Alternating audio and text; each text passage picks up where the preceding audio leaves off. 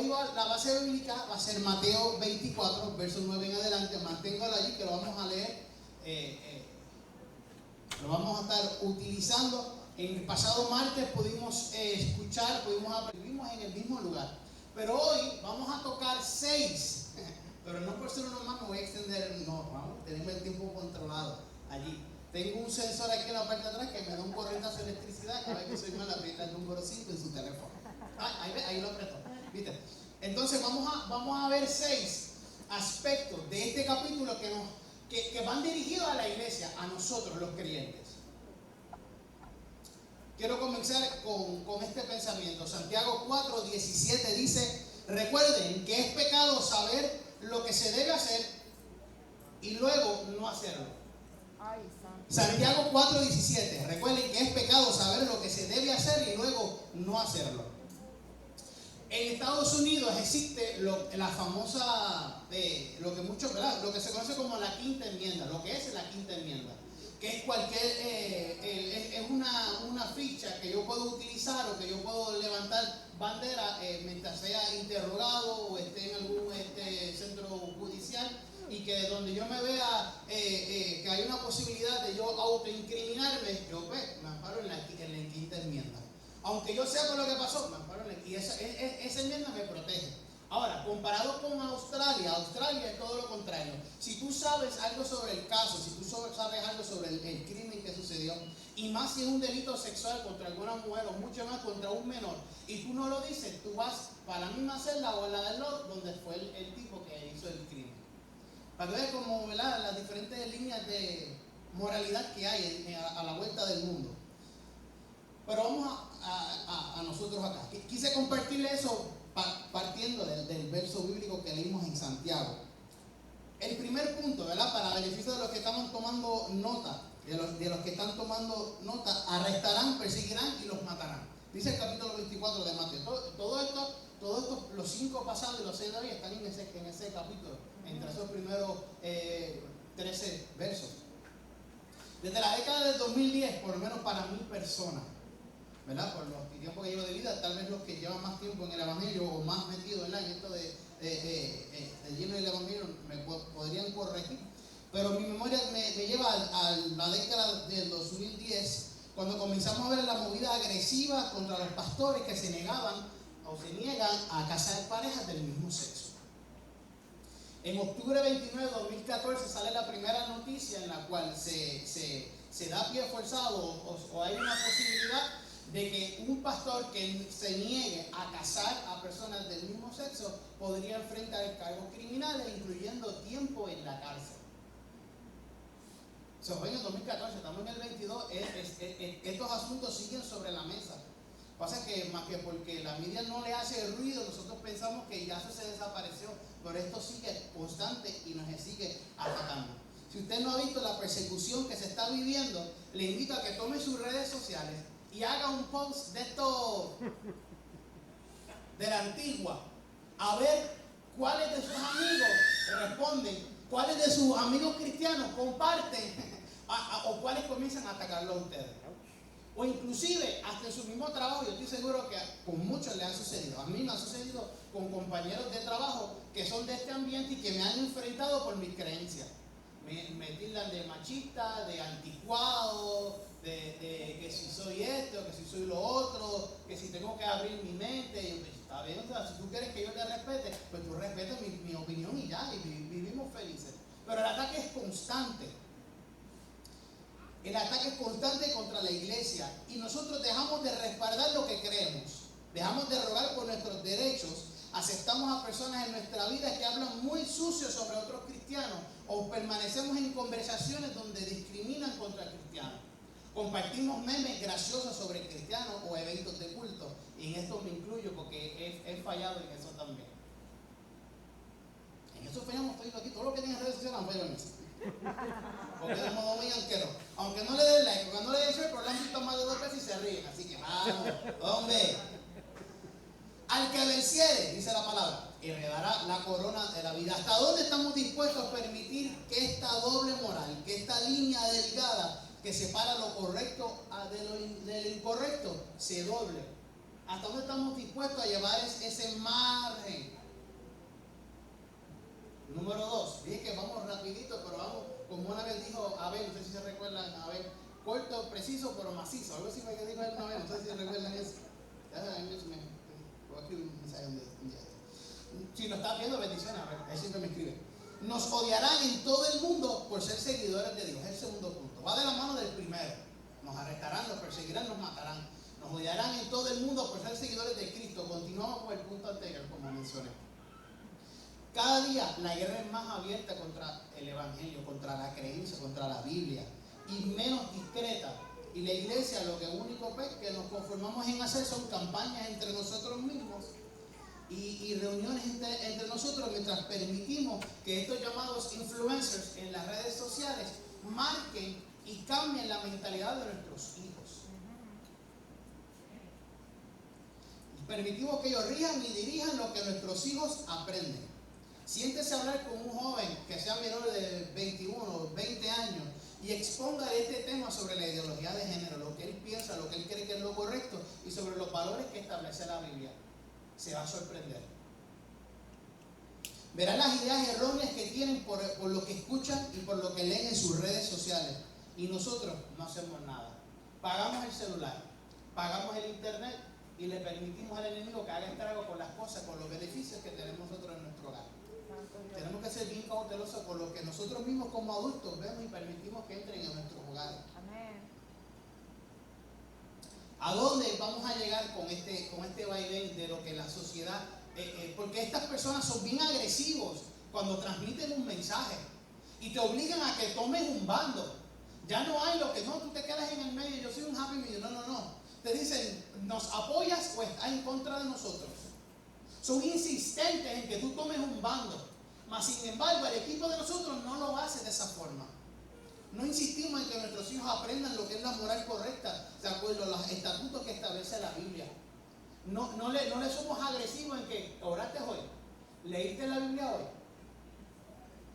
Hey, eso no son de cosas de niños cristianos. Eso no son comportamientos de un joven que adora a Dios. No es que le metan miedo, oiga, no es el evangelio del terror que nos persiguió pues de la década de los 80 y los 90.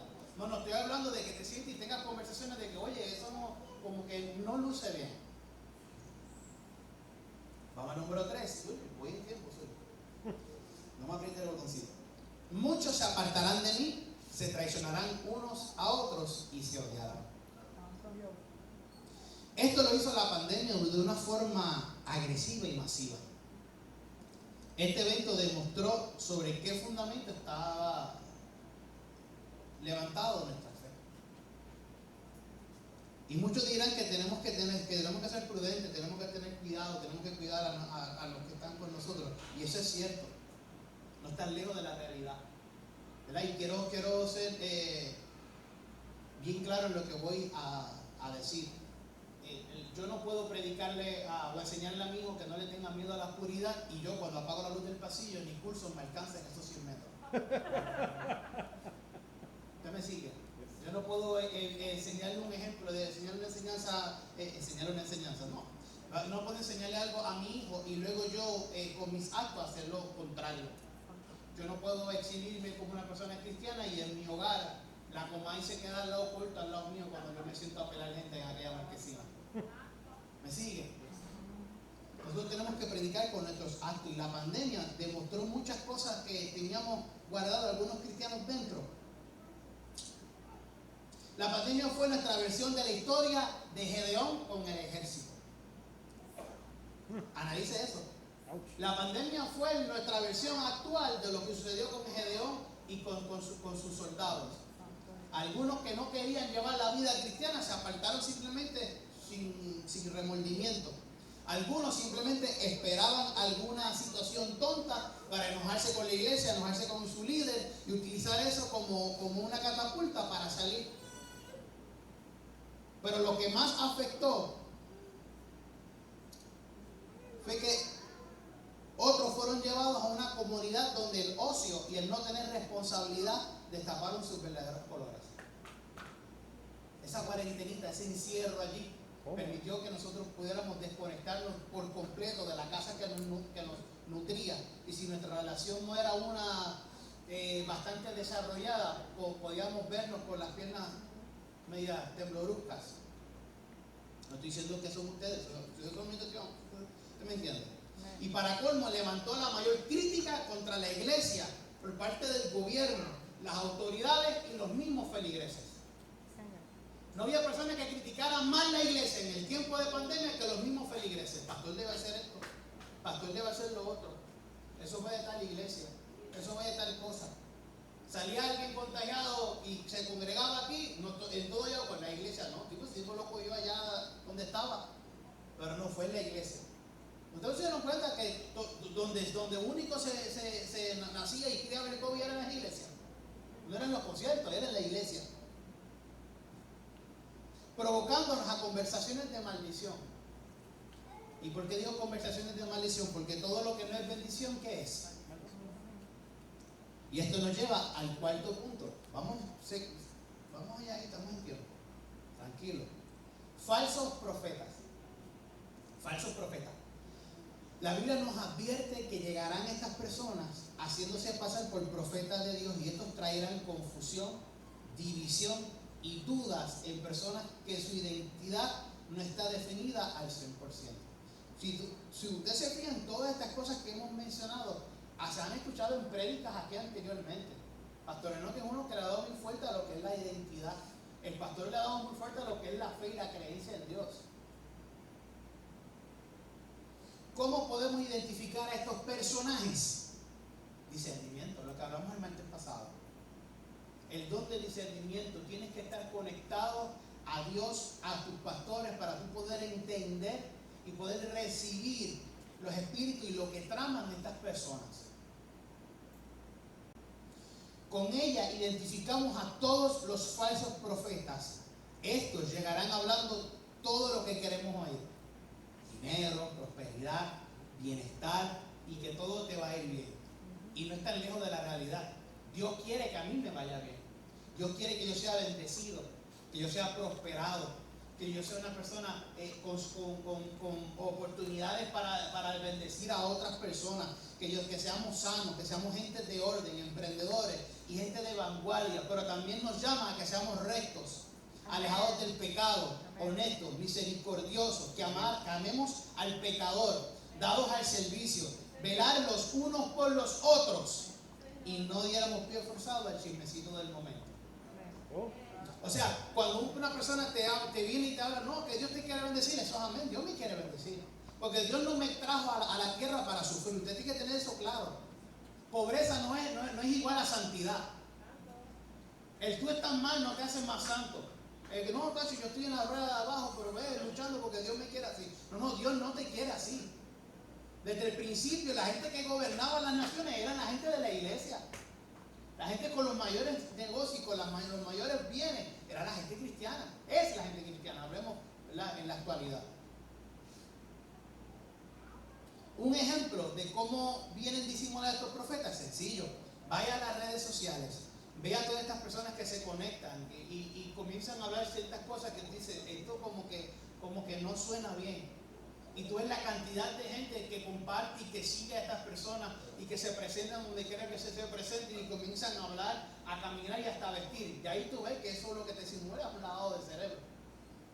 Y lo triste es que cuando estas personas, bueno, sí se sabe por qué es que alcanzan tanto auge, pero cuando hablan, cuando tú estás conectado, cuando tú tienes una relación clara con Dios, y cuando hablo de relaciones, que tú estudias tu palabra, estudias las predicaciones, tienes una vida de oración saludable, tienes buena comunicación con el Padre, tú vas a poder distinguir cuando una persona viene en pos de Dios y cuando viene con una poesía que no es la correcta.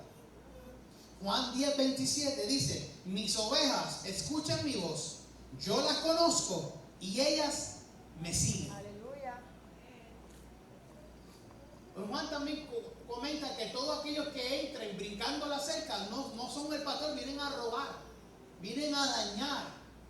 Todo aquel que te viene con una historia, con una poesía que dice, pero yo le pregunto a mi pastor, no, es que tú no tienes que hablar con tu pastor. Ya ahí, pues, ya el primer strike. Entiéndase que dice mis ovejas.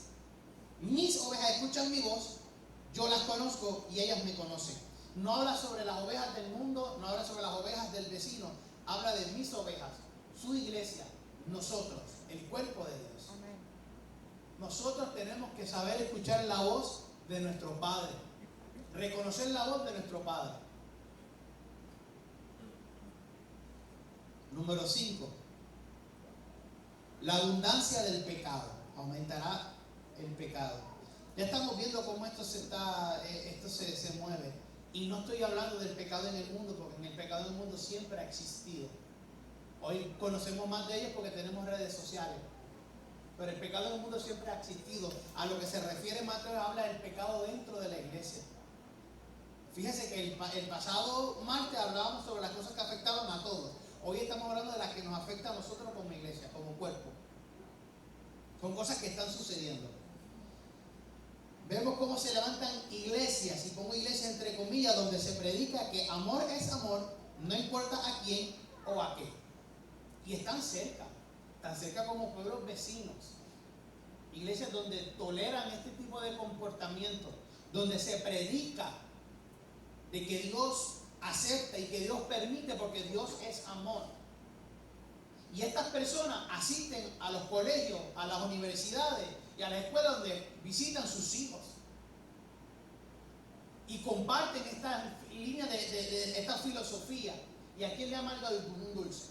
Cuando tú escuchas a una persona que no, aquí tú puedes, aquí sí se puede, aquí tú haces esto, aquí tú haces lo otro. Entonces tú te pones a pensar, pero es que a mí me dice, tú no puedes, tú no debes, tú no debes, tú no puedes hacer esto. O normalmente nuestra humanidad nos va a llevar a eso que nos causa y nos provoca placer. Porque a nadie le gusta trabajar. Y vamos a trabajar. Está malo que nos tienen que pagar para ir. No me lo dicen pastores, no. El trabajo está malo que nos pagan para que vayamos a trabajar.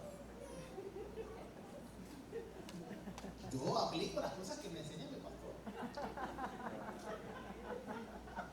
No te puedes dejar solo, ¿no? ¿Viste? Pero fue a mitad de sermón que...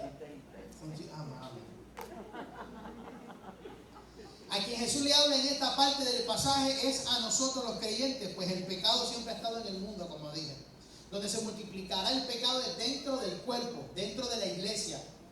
Desde que comenzamos a seguir las tendencias y siendo bien parecidos al mundo, en lo que es la música, en lo que es la ropa, los auditorios, los estilos de vida, hemos dejado una brecha muy pequeña, pero suficiente para que el enemigo entre.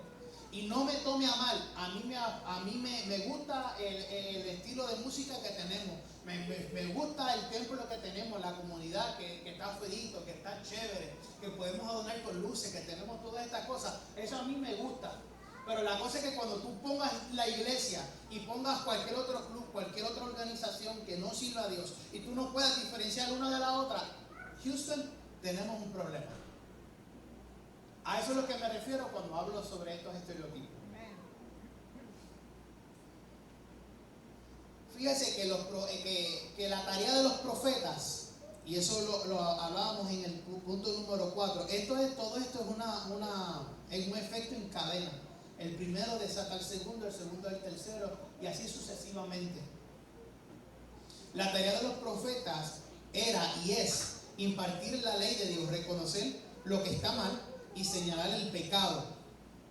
Esta es la pieza clave para distinguir a los que son falsos profetas, porque nunca te van a corregir, nunca te van a llamar la atención, nunca van a llamar a capítulo ni mencionar lo que está ocurriendo que está erróneo. El falso profeta te va a pasar la mano. El que te viene simplemente para que tú te duermas, te va a dar la manito, te va a decir lo que tú quieres escuchar. Y como dije ahorita, no pido que se hable con el evangelio del terror, sino que podamos hablar con cordura y corregir lo que esté erróneo. Claro, Dios dice, al que ama, corrige. Y tenemos que reducir el nivel de pecado que podemos tolerar dentro de la iglesia a cero. Y poder, tolerarlo completamente a cero. Pero tenemos que hacerlo de una forma sin ofender. ¿Me sigue? Sin tratar mal, sin humillar, sin hacer sentir menos. Porque si llega un padre de familia, un ejemplo, y voy a coger a alguien que sea de mucha confianza, pastores no. Es que él es pana mío, él es pana mío. Vamos a relajar los dos. Digamos que el pastor no, en este caso no es un pastor, simplemente es un miembro de la iglesia con una familia.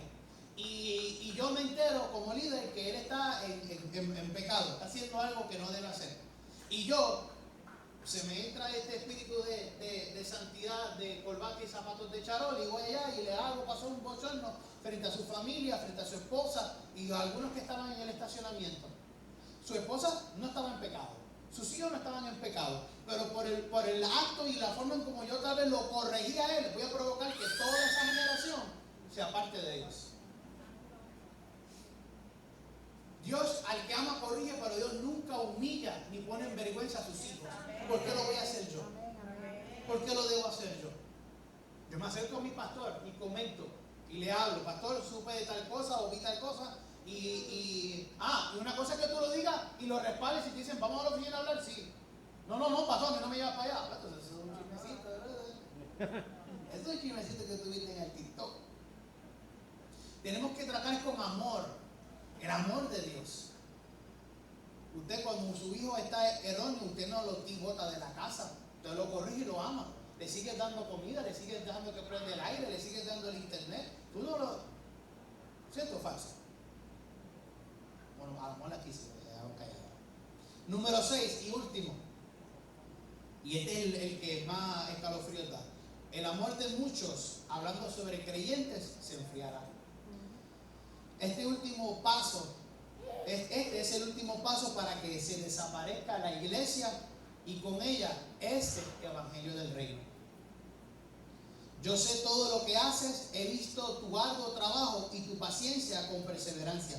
Sé que no toleras a la gente malvada, que has puesto a prueba las pretensiones de esos que dicen ser apóstoles pero no lo son. Has descubierto que son mentirosos. Has sufrido por mi nombre con paciencia sin darte por vencido. Pero tengo una queja en tu contra. No me amas a mí, ni se aman entre ustedes como al principio. Mira, ¿hasta dónde has caído? Vuélvete a mí y haz las obras que hacías al principio. Si no te arrepientes, vendré y quitaré tu candelabro de su lugar entre las iglesias. Apocalipsis 2, versos 2 al 5.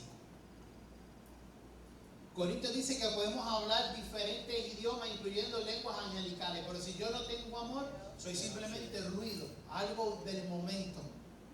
Y el amor que se expresa y que se habla y que Él pide es el amor de Dios. Amén. Dios no ama como yo amo, porque yo amo por selección y por lo que tú me puedas dar, y si cuando tú me lo dejes de dar, ya yo no te amo. Dios nos ama a todos por igual, aun cuando nosotros le damos la espalda. Ese es el amor que le exige en la iglesia. Ese es el amor que tenemos que tenerle los unos con los otros.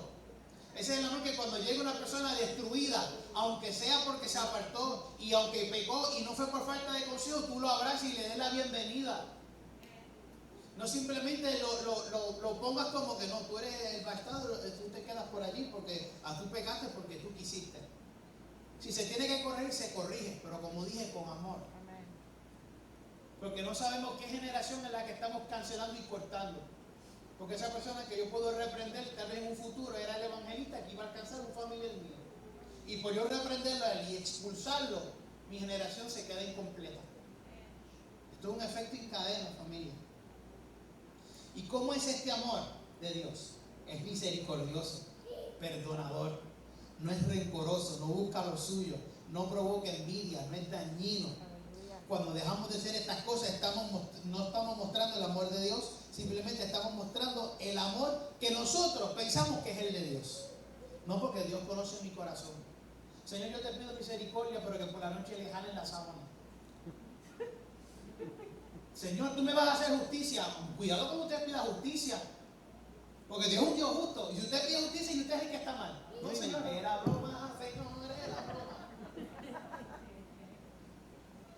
Un amor falso. Cada día nos permitimos más este enfriamiento dentro de la iglesia. ¿Por qué? Porque los templos no se llenan como antes, porque están los corazones fríos. Las relaciones, ministerio y responsabilidad siendo abandonadas porque los corazones están fríos. Nosotros tenemos que avivar el fuego del don de Dios que ya tenemos dentro, para que queme toda impureza, para que queme todo pecado, someter nuestra mente y nuestros pensamientos a los de Cristo, animar a nuestros hermanos a continuar la buena carrera de la fe, levantarlo y orar con Él, no por Él, orar con Él. Está ahí a su lado, estamos contigo aquí, podemos superar esto, vamos hacia adelante. No demos motivo para que su amor se enfríe. Seamos mentores, como predicó el pastor Enoch, y no amigos del pecado. Y para cerrar, ahora sí, y para el beneficio de aquellos que aún no han entendido cuál es este evangelio del reino, amarás a tu Dios por encima de todas las cosas. Amarás a tu prójimo como a ti mismo. Confesaremos lo correcto. La Biblia dice que no reciben porque piden mal. Vivir bajo las leyes sobrenaturales del reino de Dios. Que un dogma no sea suplantado por una doctrina, dejemos de crear estas reglas que prohíben. Ustedes saben que los fariseos añadieron 613 leyes a las 10 de Moisés. Y que 365 de ellas eran de prohibición. Una para cada día. Olvidemos de lo que no, porque largo, de corto, de ancho, de largo. No, enfoquémonos en el amor de Dios. Mateo 24:14 y se predicará la buena noticia acerca del reino por todo el mundo, de manera que todas las naciones la oirán y entonces vendrá el fin. Versión Reina Valera dice: ya será predicado y será predicado este evangelio del reino. Y esto es Jesús hablando, diciendo de este evangelio, o sea, lo que les estoy enseñando a ustedes. Cuando se predique en todo el mundo para testimonio a todas las naciones, entonces vendrá el fin. Iglesia, tenemos que trabajar. Dios les bendiga.